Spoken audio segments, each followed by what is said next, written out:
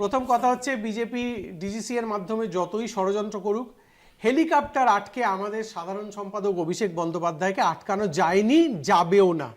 আমাদের একটাই খুব সিম্পল প্রশ্ন, যে ব্যাপারটা সুকান্ত বাবু বললেন ডিজিসি এ বিবৃতি দিয়ে সেই ব্যাপারটা বলছে না কেন? Question number 1।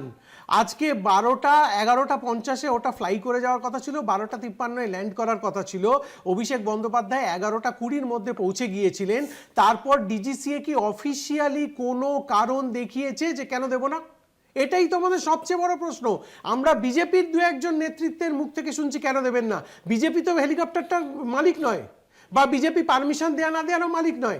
তাহলে কি এর থেকে এটাই প্রমাণিত হচ্ছে না যে বিজেপি ডিজিসিএ কে দিয়ে এই ডিলেটা করিয়েছে যাতে অভিষেক বন্দ্যোপাধ্যায় দেরিতে গিয়ে পৌঁছতে পারেন? এক্স্যাক্টলি এই কথাটাই আমরা বলতে চাইছিলাম, যে তা নইলে ডিজিসিএ উত্তর না দিয়ে সুকান্তবাবু উত্তর দিচ্ছেন।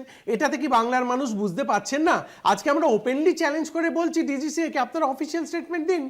কেন আপনারা পারমিশনটা দিলেন না? যদি এটা হয় যে একটা নতুন কোম্পানি, তার হেলিকপ্টারটার তারা কোনো আইনি পারমিশন নেননি, সেটাই বলুন, বলুন কাম আউট। কিন্তু সেই কাম আউটটা করলেই তো ঝুলি থেকে বেড়ালটা বেরিয়ে আসবে। ব্যাপারটা হচ্ছে খুব সিম্পল। আপনারাও জানেন যে মোমেন্টাম পশ্চিমবঙ্গে আমাদের 250 সিট পাওয়ার উঠে গেছে, এটা হেলিকপ্টার বন্ধ করে করা যাবে না। আমি আসবো, একটু অশোকদার কাছে সেই দিকে হাঁটবেন না।